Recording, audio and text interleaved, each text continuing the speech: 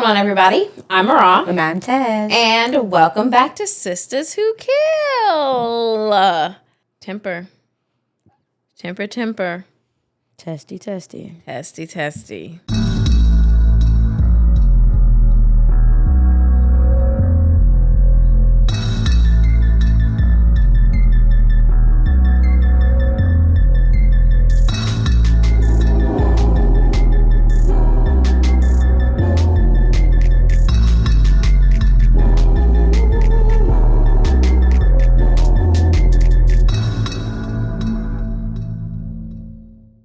Our players this week are John Johnson, our victim, and Charise's husband, and Charise Douglas, our murderess. Charise Douglas was born in Memphis, Tennessee in 1989. And you know, Memphis is an interesting place to live. Mm-hmm. You know, they be having times out there in Memphis. We don't really know much about her background because she doesn't really post on social media a lot. She's just not active. But we do know that she has a temper. She's known to have a temper. Around 2014, 2015, she brought forth a son, and I'm sure she loved him very much. I don't know what happened with her son's father, if he's in the picture, if he's not, if her temper got him gone. But after a while, she met a man named John Anthony Johnson. John Anthony Johnson was born on December 9th, 1982 in Camilla, Georgia. This is like just north of Thomaston, Georgia, so it's a while away from where we are. He graduated from Mitchell Baker High School, and he also did not post on Facebook. He at least had a Facebook, but he didn't post on Facebook a lot. Now, what we do know about John is that he is a Black Hebrew Israelite, which, like, believe what you believe. I have no heaven or hell to put you in. Black Hebrew Israelites, they believe that they're true descendants of the Hebrews, like in the Bible. Mm-hmm. And they, from what I hear, because theology is not my strong suit. I never studied it. But from what I hear is that they solely believe like the Old Testament in the Bible. Well, because they're still practicing like a form of Judaism, right? A form of it almost. Yeah, a form of it. Now, they got together. I don't know if she converted to becoming a Hebrew Israelite or if she was born and raised a Hebrew Israelite, but they're together. They're both Hebrew Israelites, Black Hebrew Israelites, and they're dating. And what I know about very intense churches is that, like, you'll date and they'll be like, oh, wow, you guys are dating, you guys should get married. And a lot of people put pressure around the marriage, not really knowing what's going on inside of your relationship. That's most churches, anywhere and everywhere, especially very strict ones.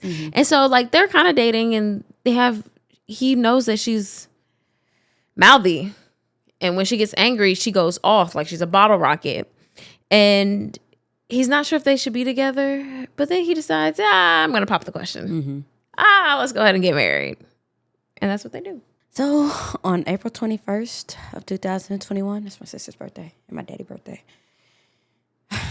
April, they got together and he said, meet me at the altar in your white dress.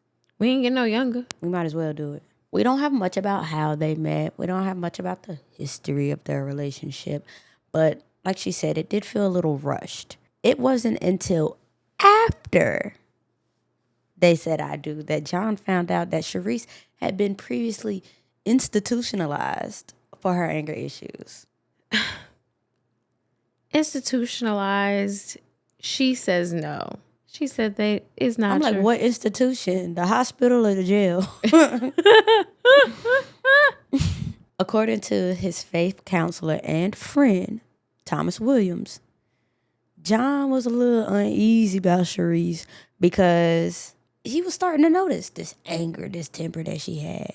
Thomas said that John would compare his new wife to Dr. Jekyll and Mr. Hyde. Summer reading list, 6th grade. It's really starting to show its face after the vows. Like, I don't think leading up to the marriage he saw this, but I guess she said, we locked in, you can't leave me now, right? Till death do us part. And so she got to be her whole complete self. He never knew what he was going to get. It's unbearable, honestly. Some men love that crazy shit like that. Some people love that shit. Some people hate that shit. I hate it. Don't we want to be happy? No, I can't do it. I don't have it. I just want to be happy. I want peace. Things are looking bleak. The marriage isn't going the way either one of them planned. And they're only a week in. I'll be dead if I'm a week into our marriage and you unhappy and I'm unhappy and we can't stand each other. Lord, what do we just do? What? Let me out. Let me out. Before calling it quits, they decide to take some time apart. It's the first week, bro. And now they got to separate. A neighbor then testifies that he saw John taking things to Charise's car. John ends up packing up this car and driving Charise back to her hometown of Memphis while he stays in Columbus. So they needed so much space, they separated states. Now, Charise is in Memphis. She's finally getting a little peace, but she's not feeling good. Stomach start hurting, head start hurting. Cereal start tasting real, real good. And Charise finds out she was pregnant. Oh, Lord.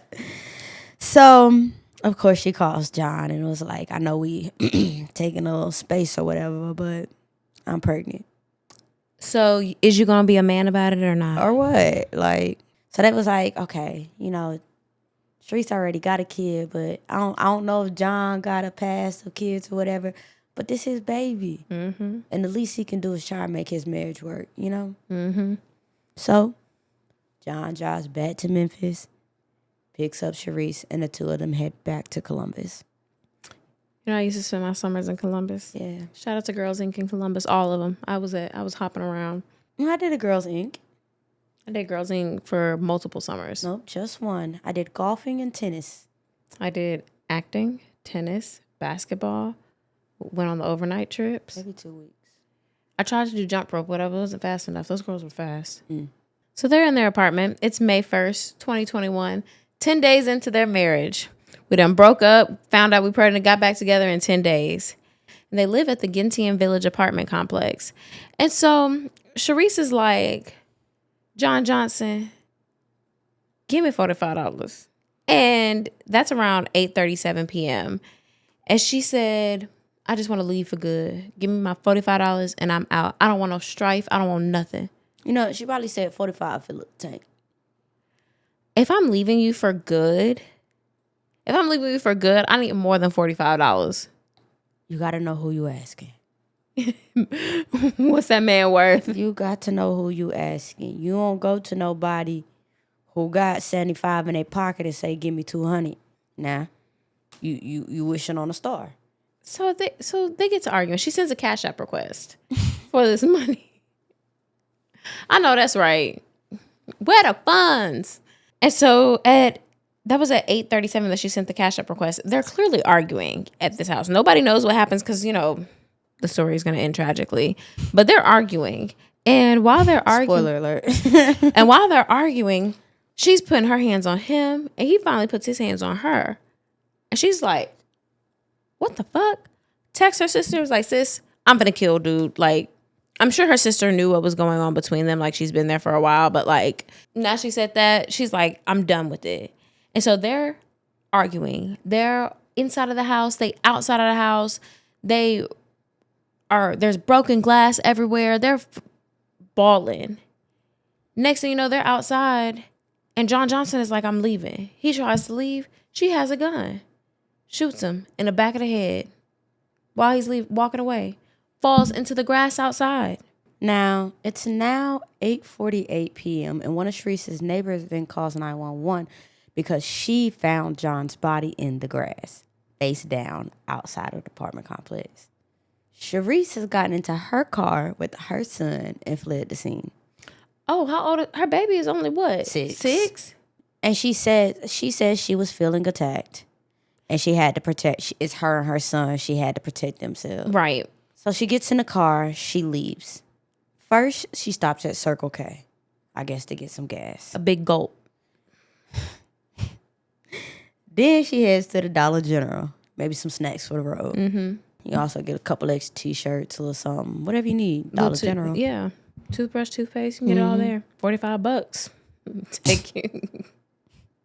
Now, First responders get to the scene and they find John dead in the grass with a gunshot wound in his back and a shell casing in the hallway or the breezeway area of the apartment complex. And they're looking through the area, they're canvassing the place, and police are able to determine that someone actually just left because there's fresh steam inside the apartment. So also inside of the apartment, they find Charise's ID. So don't take much detective She's not in here. to say, right? Yeah. They also find a magazine with 12 bullets. So somebody here had a gun. That's obvious also. John is pronounced dead at the scene.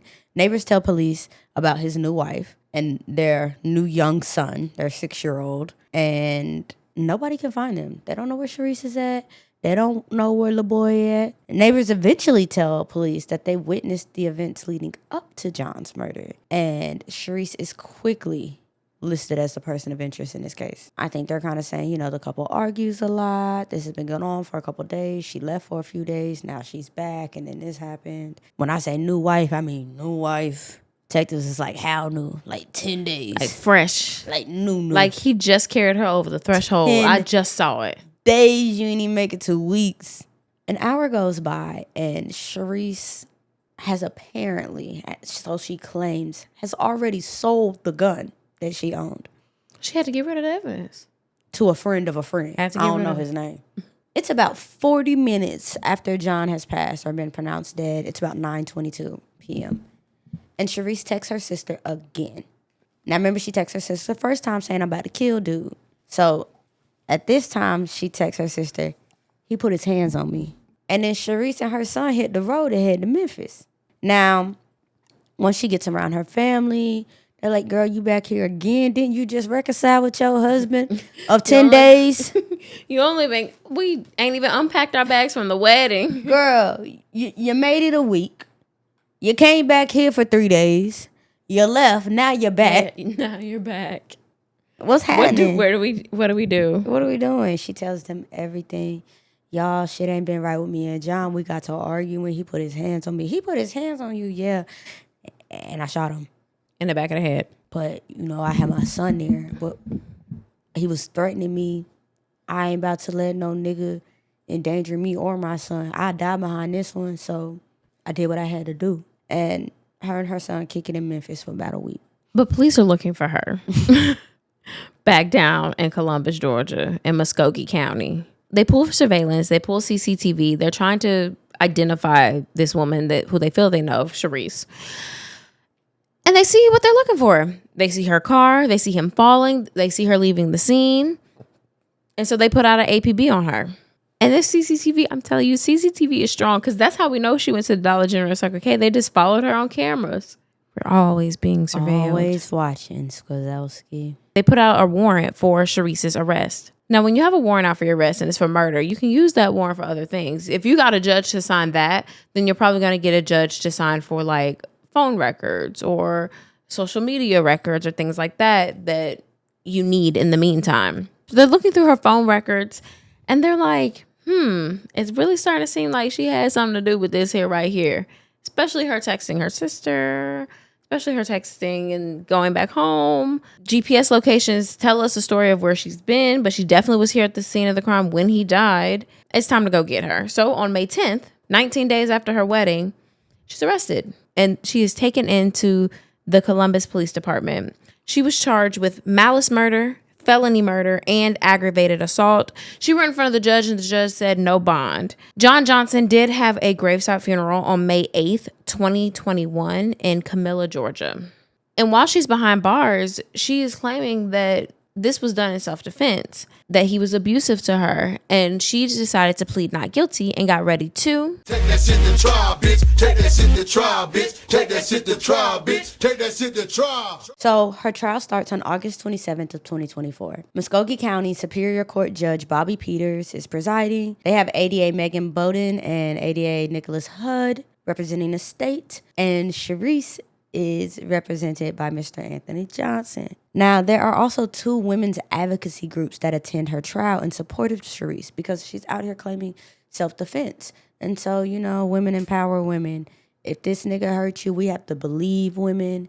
And if you say this is the case, women have got to stop going to jail for defending themselves. And so the groups were the Georgia Association Against Sexual Assault and the Georgia Coalition Against Domestic Violence. ADA Bowden gives an opening statement, and in it she tells the jury, she texted her sister, sis, I'm about to kill dude. And then she did. That's a hard defense. I know. I saw that clip and I said, well, the same day, the same hour.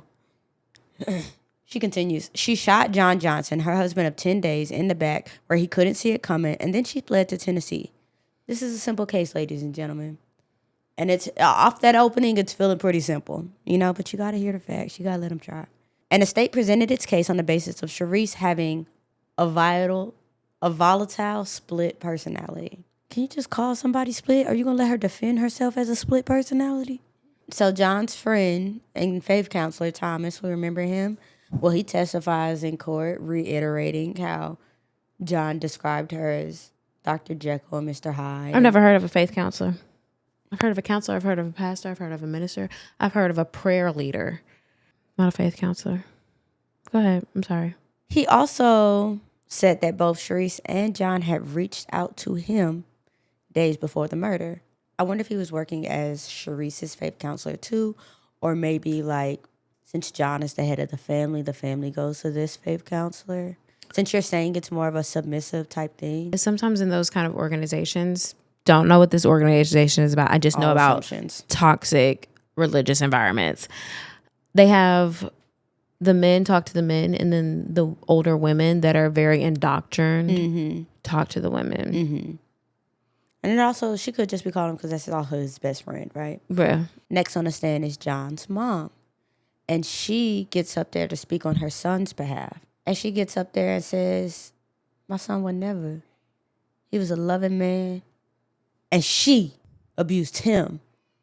And now my son is dead and gone because you couldn't keep your shit together.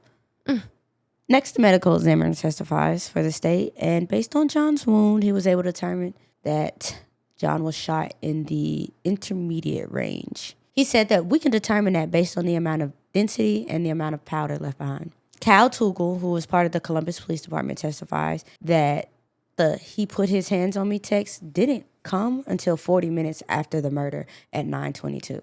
Which one could argue, right? Let's play this out Charise's way. Okay. You text me, I'm about to kill dude. Now you and your mans is arguing.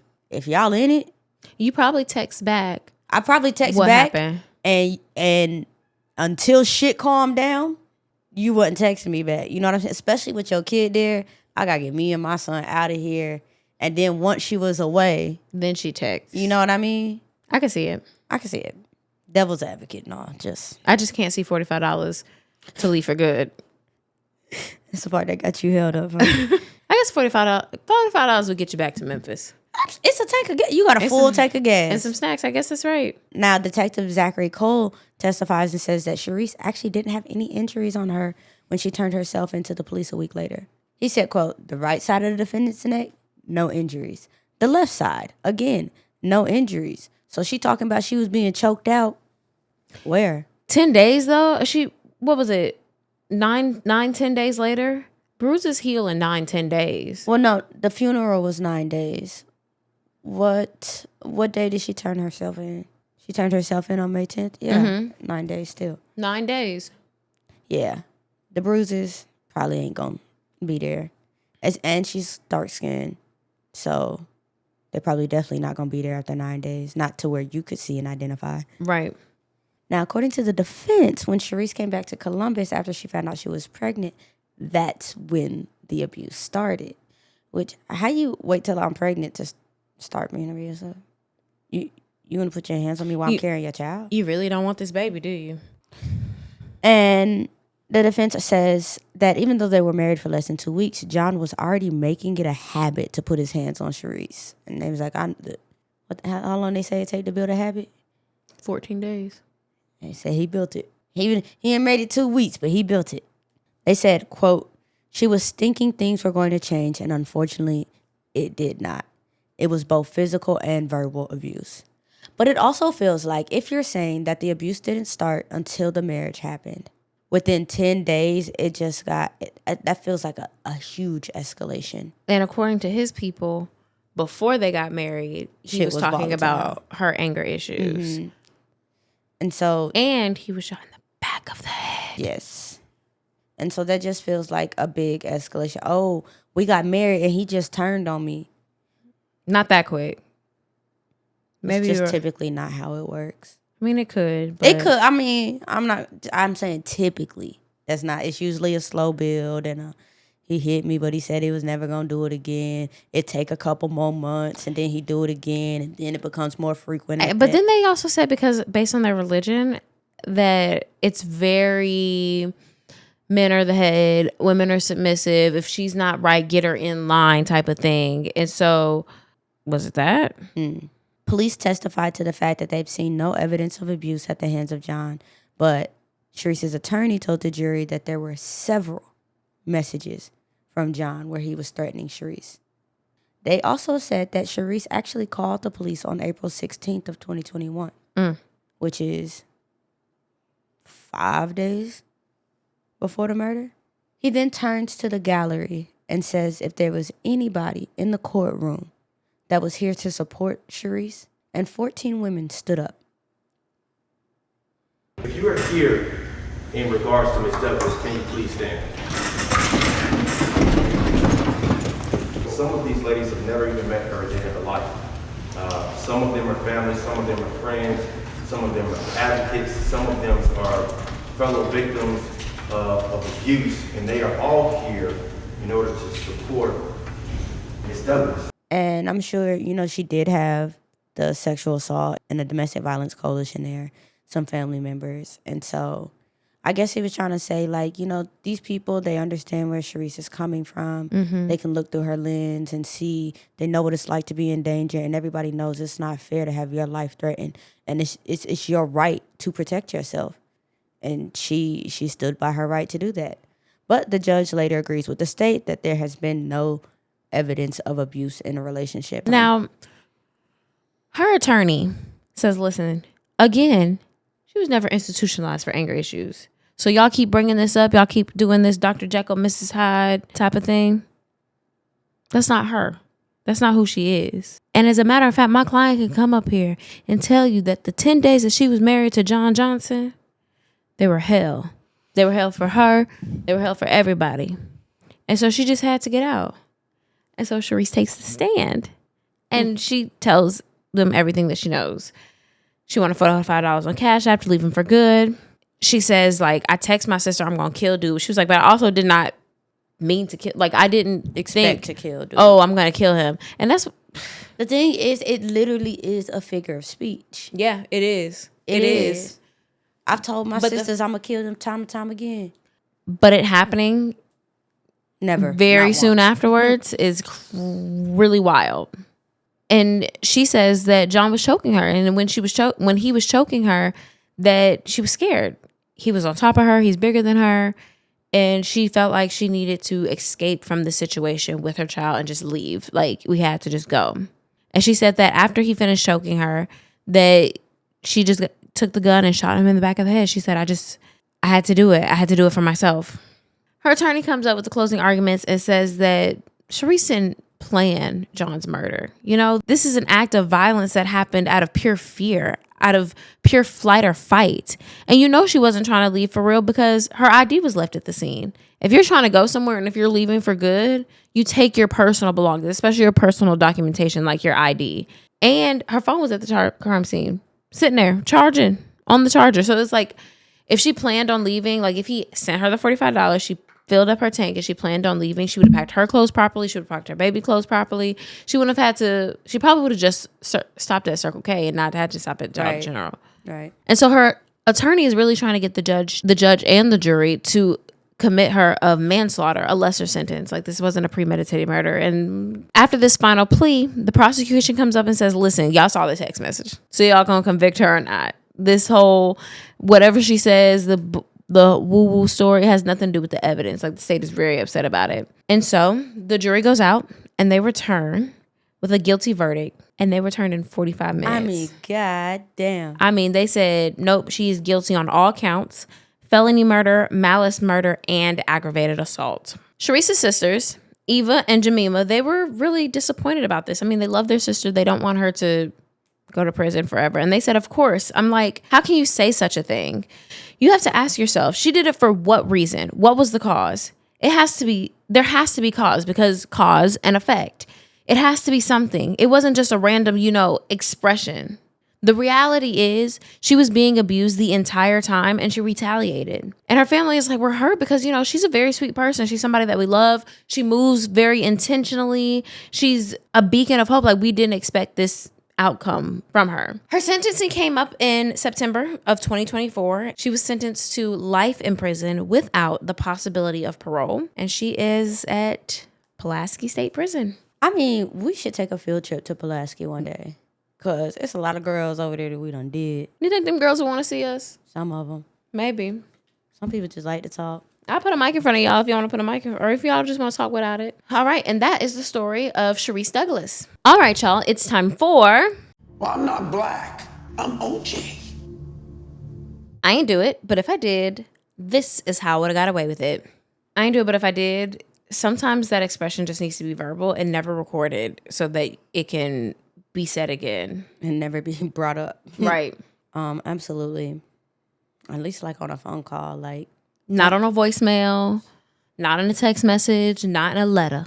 Nothing that can come back up. Just say and then it. whoever you saying it to, make sure they don't run and say, well, they did say they was gonna kill her. I don't think her sisters would have I don't said either, anything. but like... They got her phone records because there was a trail. Don't do that. I ain't do it, but if I did. If you're leaving in defense, you hit the road, call 911. I was in fear for my life. This man just attacked me. Please go send help. He might not be well. Then you at least got that. I ain't want him to die. I just had to get myself out of there. Mm-hmm. I ain't do it, but if I did, don't claim self-defense and shoot niggas in the back. Right. God know the You can't laws. shoot them in the back. I ain't do it, but if I did... If it seems like she said the $45 was the start of the argument. I would ask somebody else for the money. Can't be that deep. Because if you can't, got won't give it sisters, to a me. mama. Bring me this $45 and come back up to Memphis. Somebody, I'll pay you back. Something, girl. Oh, I ain't do it, but if I did, always take pictures of injuries as soon as they happen. Even if you plan to not turn tell. yourself in later or take pictures of your injuries. You never know when you'll need them, and especially when they're fresh. Like, You don't want to wait till days later and they be like, you wasn't even... Well, that's not how it looked at first. Well, Right. don't nobody see how it looked at first because you ain't documented. right. And I feel like you need to document, because bruises, it depends on the bruise. Some you get them really quick and they fade. Sometimes you get them and 2 days later they look like I've damn. had bruises for 2 weeks and I've had bruises for 2 days. You know what I'm saying? They happen. Document. For sure. That's a good one. I ain't do it, but if I did, I think with the child in that house, I wouldn't have keep going in a place that's escalating. You've been married 10 days and it's been abusive as fuck. You're obviously not putting up with it because you're on day 10 and you're already fed up, right? So you already not the type to put up with it. Just leave, girl. Your kid is there. You don't need to see all that. Be traumatized. You think she was all just that. trying to do it for the baby? No, but that's her story. And so if we follow her story, don't do all that in front of him. Just No, be I'm like, talking about for the baby inside of her. oh, Was there baby inside of her? Don't know. you think she was doing all what for the baby? Trying to work it out? Trying to stay? Some people do that. I can see a part of her wanting to do that. Like, okay, it has just been a week. Shit's been a little rocky, but we've got a new blessing. Let's make the most out of it. Yep. Oh, you still on your shit. Cool. Do I have any more? I don't think I have any more. Y'all be sure to tell us y'all's. That's right. All right. Parole or no parole? I think Mama has some How long anger did she issues. get? Life without the possibility of parole. You know, no way. I don't know about life without. You want maybe- her to have a chance to be paroled? Maybe like 25 to life. 25. Mama needs some anger management. It sounded like it. It's sounding like it. It sounded like Mama needs some real anger management. I don't know who hurt you, but somebody did. And you Things need are escalating so quickly. Yeah. I don't know where you are, but you need to go ahead and get in those anger management. And is Pulaski where they do the classes and you can get your GED at Pulaski? Sure. But she was past her GED, wasn't she? She graduated high school, didn't she? No, I'm just saying Internet Pulaski that has the programming. I think so. So Get in some anger management classes. I wonder, did she have the baby? Was the baby real? Who knows? You don't believe in the baby? I don't know. I don't know who she is, but some people, they claim pregnant when they're not. I'm not one of those people, but I know those people exist. Yeah, I think she'd need a lot of work done. And I just think there's also things like this are hard because when the other person is dead, the other person doesn't get to tell their story. And that's what kind of makes these unfair and comes down to a what do you believe situation. Mm-hmm. I believe that two things can be true at the same time. She could probably have a quick temper and he could be abusive. Yeah. And so they could have been abusive to each other, which made it extra volatile, which might be why things escalated quickly. And so, like, it could be a circumstance where they both had work to do and they prevented each other from doing what they had to do. So, I think, yeah, like, a good amount of time there, but I could see her getting paroled if she became a calmer version of herself. 25 years is a lot of time to grow. Calmer. Some people don't want to grow. Yeah, you do have to want it. All right. That is the end of the show. Let's go ahead and do our Black-owned ad for this week, and then we'll be back. If you would like to have your business ad on Sistas Who Kill, come on down to sistaswhokillpodcast@gmail.com. You'll get an email from Taz and she'll tell you all about it. This ad slot is specifically for Black-owned businesses that want to advertise their business to the masses. We welcome you. There's a small fee for it, but it's worth it. Trust me. sistaswhokillpodcast@gmail.com. All right, let's go ahead and read some reviews. If you'd like to leave us a review, please do so. You can leave us a review anywhere that you're listening to this podcast, whether you are watching it, whether you are listening to it, wherever you're streaming it, whether you're talking to your friend about it. Leave us a review, and you might hear it aloud on the show. This one says, finally got around to it. Hey, ladies. First off, let me say I love this show. I kept saying, I gotta leave a review. So here it is. Y'all are my girls, and I put everybody around me on y'all.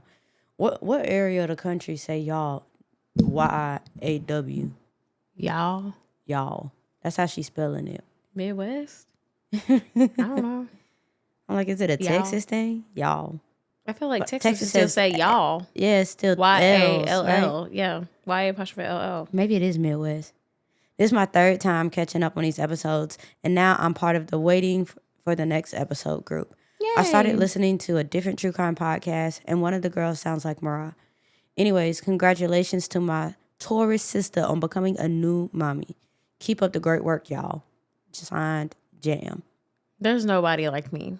You either heard me or you didn't. I never met somebody like you. This one says, finally, 5 stars. First and foremost, I may be an auntie, but it took way too long to figure out how to write this review. That's cool. Now, I absolutely love true crime, but never imagined loving it more.